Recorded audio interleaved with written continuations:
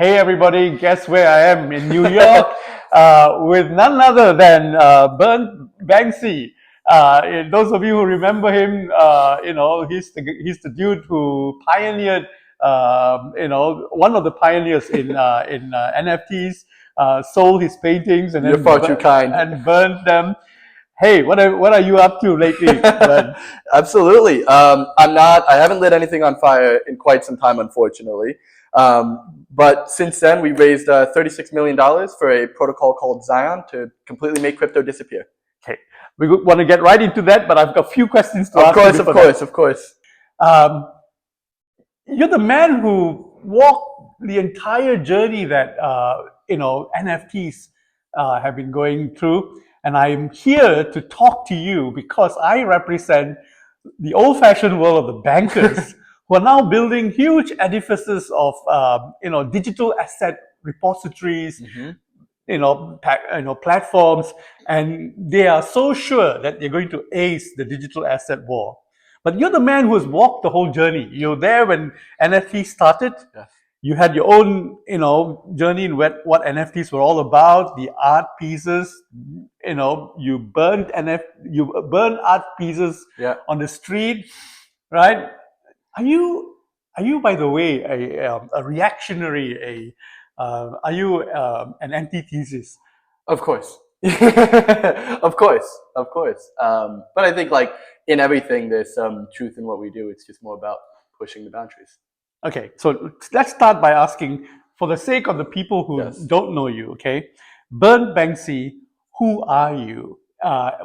Give me a starting point in your journey. Starting point in my journey was kicked out of my college dorm room for mining Ethereum because they gave me free electricity. A lot of crypto started here in New York in 2016-ish with Consensus. Immediately, I fell in love, and immediately I got hooked. Is my mic on? Yep. Good. Yep. Beautiful. Yes, keep going. Beautiful. Immediately I got hooked, and originally was planning on going down the very traditional finance route, but fell in love with crypto. Okay. And what year was that? 2016, 2017. Okay. Right just before the ICO boom. Okay. Yeah. And then from there, I have been trying to push boundaries ever since. So I'm here because I have one very burning question. I like that one. Pardon the pun. Question to answer, which is, where is digital assets and where is it taking us, and what will it take for digital assets as an economy to finally come to fruition? Yeah. So tell me, to start with, at which point did you get into the digital assets business, and what did you learn as you went on that journey? I got in as probably a casual participant. The first real NFT collection was called CryptoKitties, and it was exactly what you would kind of think, like a Neopets kind of knockoff where you could breed little cats and get better cats. And everyone at that point kind of made fun of these digital assets. And so I would say everything up until 2021, there was maybe 10 NFT projects, maybe. And I think that at the time, maybe the highest sale of one of these was maybe $50,000. And so we actually ended up, what I did was, a lot of people would say, well, where is the value in this? Like, you say that there's a future for digital. In this capacity, it's art. And I think that's going to be an interesting kind of point as we move on. But in this capacity, the idea was digital art, right? Or digital collectibles, whatever you kind of define that as. And so I said, a lot of people would say, well, it's not art, right? Like, it's not a collectible because this baseball card I can hold in my hand, you can feel it, and I can, you can see that. If it's art, I can hang it in my living room, and people can see it. That's art, right? And so I said, well, I disagree. We are entering a digital world where people are spending more time online than they are outside, and a person's Twitter profile photo is probably seen more than someone's living room. And so we took something that had value, right? A Banksy art piece that we bought for $90,000, sold in a Sotheby's auction. And I said, listen, I'm going to take this, I'm going to digitalize it. And we had a photographer from Vice News digitalize it, looked gorgeous, and destroy the original. I ended up lighting it on fire as a live stream. It was a lot of fun. My name is Banksy now. But that, and then we auctioned that, the digital photo off, right? And we said, well, let's see if it holds the value. And bought the piece for $90,000, sold for $400,000, which at the time broke every single record for NFTs. And on the platform, we were actually the highest sold NFT for that entire year. And I think about a month after that, you had the Beeple auction from Sotheby's, which sold for $67-ish million. Yep. And then from there, everything skyrocketed, right? And I think skyrocketing is an interesting term because, as everything, there was a reversion to the mean. And there's always going to be short-term volatility for long-term growth. Okay, you think that's where the NFT market is right now? Because the number of active accounts has gone down dramatically. Yeah. Well, I mean, I think I don't like the word NFT. I think, as a non-fungible token, it inherently means nothing, right? No one really cares that the token is fungible or it's not fungible. It doesn't matter. It really doesn't. It's very, and we're going to probably get into this a lot, where a lot of innovation is actually language innovation rather than technical, where a name can change, but nothing really aside from that does. But I do believe that in a form, digital assets will be the future. And I'm happy to take this into why I don't think it's there right now. But I think for the aspect of, you have digital assets in the world. You have, if I'm going to see the Yankees, I don't think anyone really had a physical ticket anymore. It's all on your phone. It's all digital. You go to a rock concert, the tickets are digital, right? And so you have digital assets. And I think that especially just as technology gets better and everything gets better, there's a conversation to be had about digital assets and then bringing that into the form of NFTs. So here's where we are right now. Okay, in Hong Kong, in Dubai, in Singapore, in Luxembourg, right? All around the world, regulators are putting in place, structures to make digital assets a reality. Yeah. And they all say one thing, that it's the financial digital assets that's going to be the big kicker. It's going to be, the real deal, right? And in all of these markets, they've got funds, they have got securities that they want to have digitized. Mm-hmm. Do you agree with that? I mean, I think there'll always be one aspect of that, right? And I think you enter into this new world, and there's going to be a financial aspect to this, right? And I think crypto found its first main use case in DeFi, right? Or financial assets, and then separating that into DeFi versus, essential finance, right? And so I can believe in some aspects that they'll win, but I think in most aspects they won't. And there's another element to that, which is once you digitize an asset, you want to be able to trade it. Yep. The market never happened, even for NFTs. Well, I mean, in some ways it did. In some ways it did, in some ways it didn't, right? And I think we can have this conversation during a trough and say, oh, that failed. But if we can have this conversation in 2 years, we could say, what a wild success. And I do think that there is going to be an aspect of timing as it relates to the conversations that we have. I think you look at the amount of global participants, there were very, very few, and have you bought an NFT? I went into OpenSea, I opened an account, I looked at what could be purchased, but I couldn't bring myself to actually buying something because I didn't know what I was going to do with it after that. Yes, I think you exactly have the point to that, right? Which is, let's take something, you're not buying it because you liked it. You're not buying it because of value that it had. Most of the time, you bought it off of pure speculation, right? And so you buy anything off of pure speculation without an underlying anything. Most of the time, you're going to have a bubble in that aspect, right? And I think that there's always going to be a room for digitalized assets outside of pure speculation. But I think that there's always going to be the argument of, well, I like my Mickey Mantle baseball card, right? And it's going to be skyrocket, and I believe it to be skyrocketing in value over the next couple of years, right? And so I think that you had this hyper saturation because of the speed of technology, where it became a very saturated market very quickly.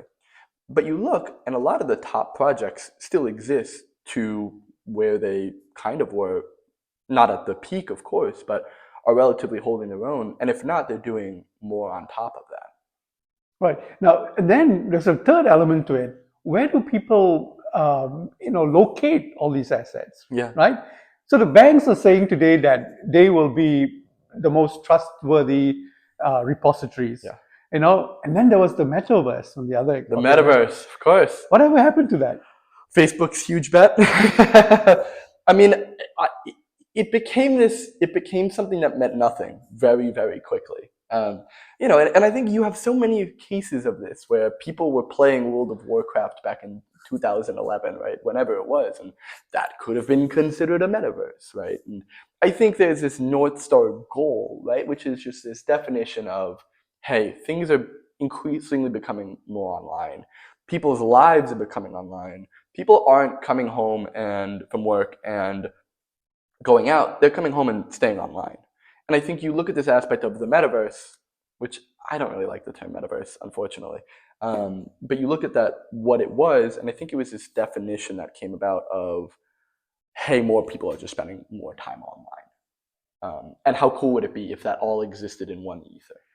So when it comes to you, right? How much time do you spend online? How much of your daily life is metaphysical, and how much of it is physical? Oh, wow. When I'm sleeping is probably the time that it's not physical or metaphysical, I should say. All my entire time is online. Every probably waking second. And another layer on top of that, the network effect, Yep. right? Do you believe? I think you've said somewhere in other conversations that it's the network effect that gives it its value, Mm-hmm. right? Is that where it's going? Has the network effect started to kick in today, you think? I think the network effects are interesting. I don't think we've gotten to a place of network effects yet because I don't believe crypto is accessible for the everyday person yet. I think it's still very complicated. I think it's still very hard to understand. I think the definition is rather taboo. And I think that once we can get past I think where we are in the industry is you look at it like the typical, you look at the typical tech cycle, right? And you have the term crossing the chasm, right? Where you have pretty cool innovation by early adopters, and then you have what's needed to be the rest of the market, which is a full and complete product. And I believe that where we are in crypto is literally the book Crossing the Chasm, but we're literally crossing the chasm now where we need to focus on these full, complete use cases, not buying something just for the sake of speculation, but giving that value, providing full and complete products, because I think the innovation has been there, but the distribution has not. And I think if you can't reach those growth metrics, it's almost impossible to be able to survive in any industry. What do you mean by growth metrics? Because on the one extreme, you have what I would call the platform effect, which is it's something is of value because it sits on the platform. Yeah. It's accessible to everyone on the platform. But the universe that you've been working at is to personalize it, which is what I think a lot about. The personalization of Absolutely, finance. yes, right. So from the banking industry, right? Yeah. I'm coming from the old-fashioned world, but you want to deconstruct this platform effect, and the value is whatever the individual gives it, and the universe is what the individual creates around himself, Yeah. right? So you've got these two dimensions diametrically Opposed. opposed to each other. Yeah. Yeah, and I think, I think the more and more hyper saturized everything gets, the more the personalization of everything matters. It's interesting. You look at this is more traditional startups, I would say, but you look at what used to be a very viable metric or like a business model of eyeballs, and that was your revenues, Yeah. right? And now look at something like Twitch, where users are now paying instead of to see, they're paying to be seen, right? And I think this dynamic of like this kind of post-capitalism environment where people are paying to be seen in this cesspool in the sea of noise is where the personalization of you call it finance, of anything really comes from, is this, and you can start to see these wheels turning. And I think that's exactly where we are, is you're just starting to see these wheels turning of this personalization. But personalization doesn't make price discovery possible. I mean, you can't put a piece of art out there and say, how much is this worth to you? I mean, why not? Why can't you do that? As in, people need references, against each other and all of that. So, I'm just juxtaposing one extreme where you need to exist in a platform to have price discovery, and the other extreme, which is what you're creating, which is on a blockchain universe where you create your own platform, your own personalized community. In a way, right? Like, and I'll take this into like the point of what an automated market or like an AMM is, right? And this is very, very like, I mean, old, right? Like this is logarithmic spot pricing model, right? And back in the day, and a lot of these things have been done before, but I think you do get very interesting price discovery. If, think about the concept of a sealed bid auction, right? It's not to say that you don't get price discovery from that. You probably get very accurate price discovery from a sealed bid auction.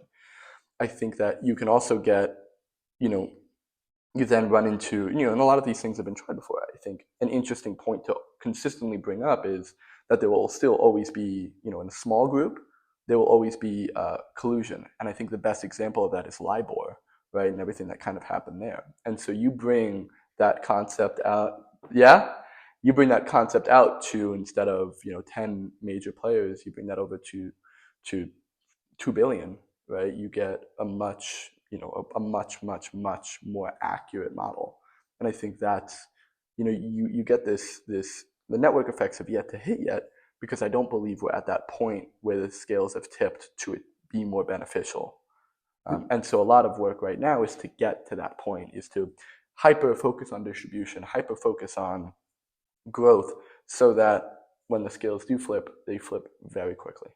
So you've been on good behavior lately. So I know. It's like, people have not been hearing from you for a while. So what bad things are you up to these days?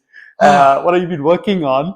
And all these personalization technologies, are they coming together? Like, are there things that attracts you? I have been silent, I think, I've been silent, I think, as it relates to what we've been working on, because this is exactly what we're working on, right? It is trying to build a blockchain, I should say, that allows for this distribution, so that we can then kind of hit the ground running once these scales are tipped. And then, because here's my issue, and this is where everything started for me, is we did the Banksy sale.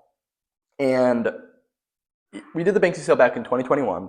And the only people we could market to were people who had a MetaMask wallet, had already done the KYC, had bought enough money on chain, and then brought it over to this MetaMask, had the money, was able to spend that money, and then knew about us. And so that funnel is just, we probably were legitimately marketing to 20 people in the world.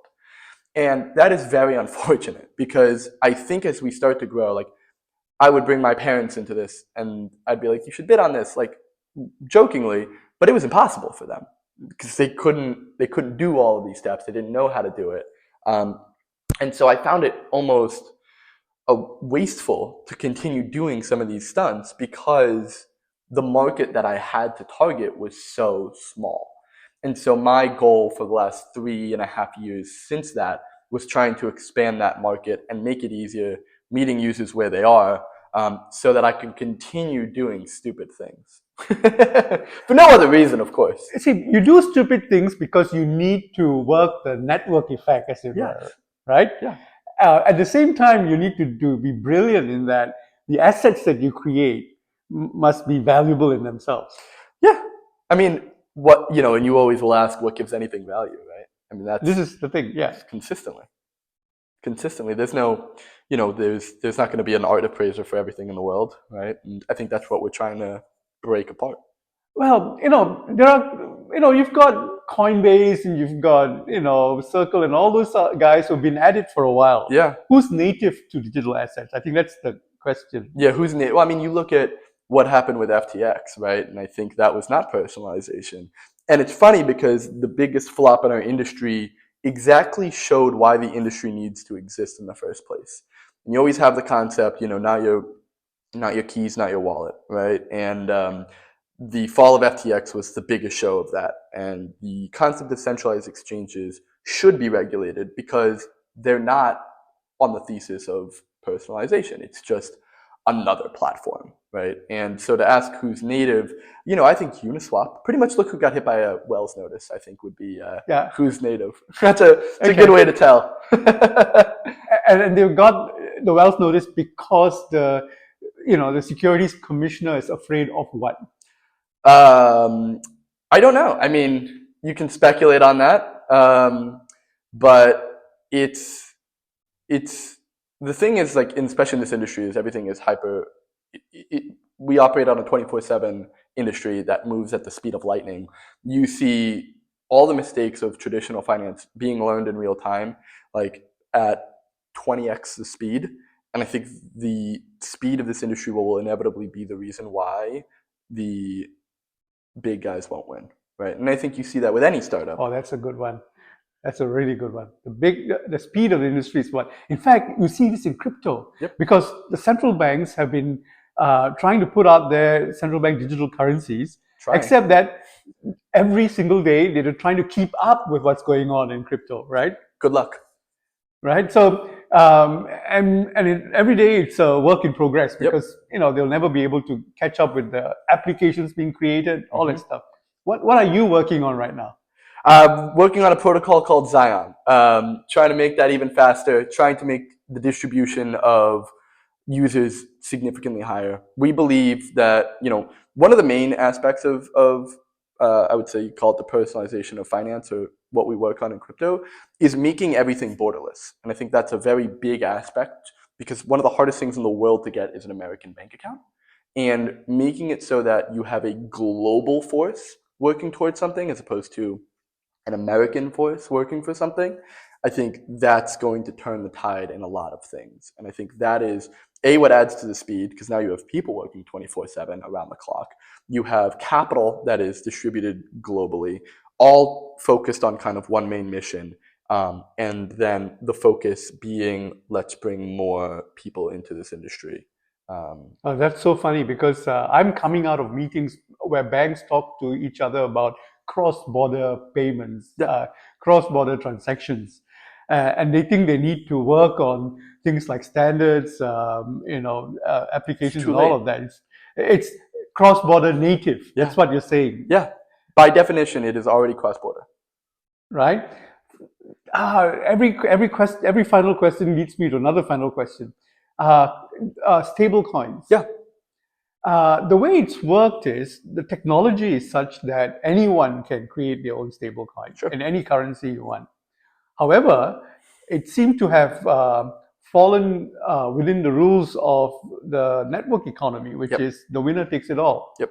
Right? And there are two US dollar stablecoins, and they rule the roost. Yep. Anyone else who's coming on stream now, doesn't stand a chance to create an alternative or a specific. So, at which point does this, this transitions that are taking place? How much of it is network effect, platform, and how much of it is personalization and individualization? Well, you're always going to have your trade-offs, right? You can, there are decentralized stablecoins like DAI. There are people who consistently try to make innovations in this, and I think right now we're seeing a winner take all because every attempt has failed, but that hasn't stopped any of the attempts. And I think people are still very scared over what happened with Terra, and I think, especially in a highly volatile industry, there is benefit in stability, and unfortunately, this is one of those, you're always going to have a trilemma of decentralization, right? You have security, you have speed, and you have decentralization. And I would trust my company's treasury. I need security. Like, I will optimize for that. Some people will optimize for decentralization.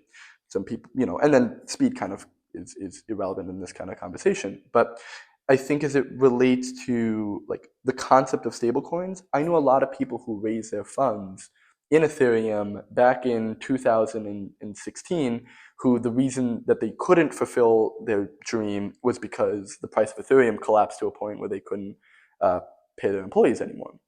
And so from there came the stable coins. And you have this winner take all mentality because you kind of feel like, I'm going to talk USDC, is too big to fail. And it's actually very interesting because the way that we run our platform is completely by USDC. And the reason is because new people getting in, they want to pay for things in dollars. Right? They don't want to pay for in whatever token they have to go research and buy and do this. And it does allow for a faster speed while still maintaining security at the risk of decentralization as it comes to securely scaling. I actually have called a white paper, but it'll be coming out in like probably a month about how we kind of use this as a feedback loop to scale at a much, much faster pace while maintaining. And then the applications that get built on them, like you had to create a community of users around yourself, right? Yeah, absolutely. So how's the way you do it different from the platform builders? Because everything with us, we work with 200 platforms are built on Zion right now, right? And applications specifically. Some of them are trying to be the Web3 Google AdSense. Some of them are trying to be loyalty platforms. Some of them are trying to take on Spotify, and all with this kind of common goal of we need to meet the user where they are. And the only way to do that is to denominate everything in dollars, have everything paid with credit card, and then have the rails on the back end be completely crypto for the exact reasons that you mentioned, where it is cross-border native, it is decentralized native, right? And it is trustless native. And I think that happens to come out a lot when it comes to securely scaling. But I just threw a lot of questions at you. No, I appreciate it. It's great. And I don't know if people actually understood where those questions were coming from or where I was getting at, but take whatever you think is useful. And it's really great to catch up with you, to know that you're still alive. For now. and you're still up to no good somewhere. Absolutely, yes. That's wonderful. This is a continuing conversation. We'll Absolutely. just keep at it. Thank you so much, Ben. Yeah, thank you.